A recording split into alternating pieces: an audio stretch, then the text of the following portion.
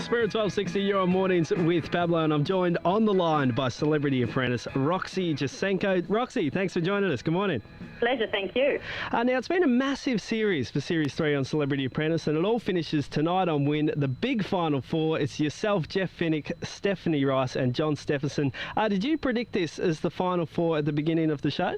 Definitely not. To get to the end of it, I'm absolutely chuffed, as you can imagine, but at the same time, I would never have thought I would get to the end. I guess no one goes into anything wanting to lose, so there's a fighting spirit sort of burning in me.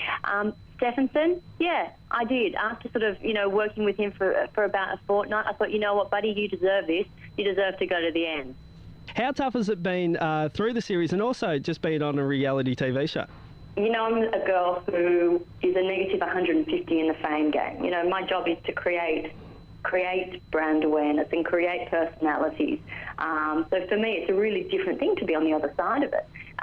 It's something that I would never have imagined, but at the same time, it's an amazing opportunity. And when you couple a charity in with that, why wouldn't you run with it and why wouldn't you grab onto it? Because we can help by using our black books and, really jumping on board and lending a hand when I'm happy to do so. And, with that, obviously, you get the devil horns and you get the yellow hair and the smoke coming out of your ears. But, hey, you've got to take a hit for the team. And there's a lot of people out there who need our help, with sicknesses and so on, from troubled past. So if it means that I have to take a hit and be the one portrayed as the devil, I'm happy to do that. Well, it's been an amazing series, and you guys have raised so much money, and no one can ever knock you guys for that, and especially yourself. You pulled out some really big bucks for all the charities week after week. And last week, it really did seem that you guys bonded a lot, more than usual, and especially between Prue and yourself. Are you happy that that relationship ended on more of a positive?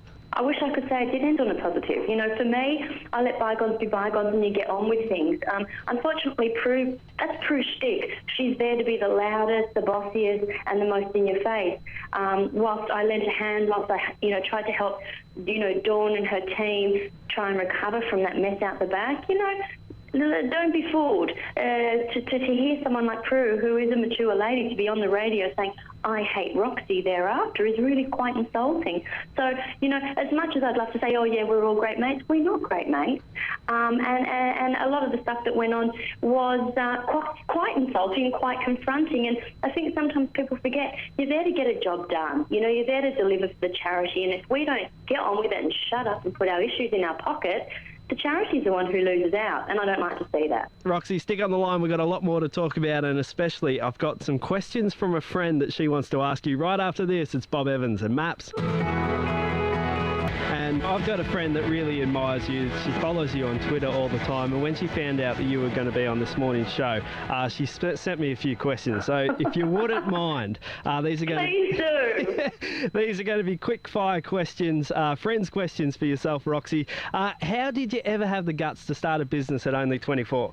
I never thought about it. I wanted to do something. I wanted to stand on my own 2 feet and I wanted to succeed. I'd had a chance at working in PR for a short 4 months for Diesel, and I figured that, I think I'm all right at this. So I thought, you know what, I'm going to open a PR company. Why I had the guts is because I think I didn't think about it too much. I just did it. Has it been smooth sailing? No. Nothing in business is smooth sailing. Every day I want to bang my head against the computer screen and have a grizzle. But you know what? That's life, and you've got to roll with the punches, and no matter how hard it is, you've got to keep going. No matter how many people say you're this, that and the other, take it, as a grain of salt and keep going. She wants to know, who are your idols and your mentors? Idols and mentors. Oh, gosh, that's an interesting one. Look, I wouldn't say that I've got idols. I'd say that I've got people that I look up to. Mr. Bruce is an amazing businessman, seeing what he's achieved. He's a boy from the suburbs, and seeing that he's taken, every opportunity that's been presented to him and run with it and made, a really successful business out of it. I mean, I look at John Simons the same way, Aussie Home Loans. I mean, these are men who came up with good ideas and really pushed hard and worked hard for what they've achieved.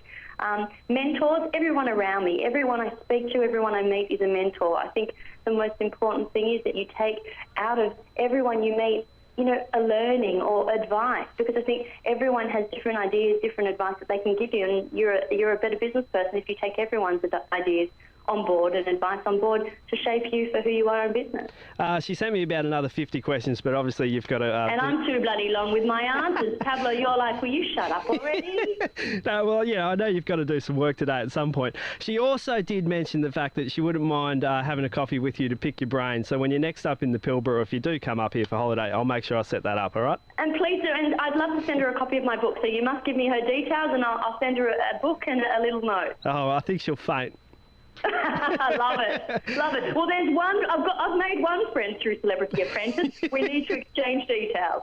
Now, throughout the series, obviously, you've had we know who your least favourite celebrity was to work with, but who was your favourite celebrity to work with? I've got a few. I mean, Dermot Brereton's an absolute legend, an Aussie sporting icon. Don Fraser the same. They're one in a million. They're hard workers. They're kind. They've got hearts of gold.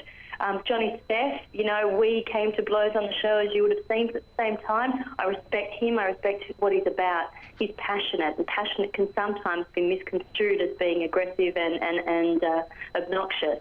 So I'd say, and Layla as well, good girl, straight off Big Brother onto another reality TV series. I think she's brave. So, I made some good friends, but I'd say, my top four would definitely be Derm, Dawny, Layla and Johnny Steph. And, I've kept in touch with all of them, and they're great people with hearts of gold. They're honest, hard-working, Aussies that just nice people.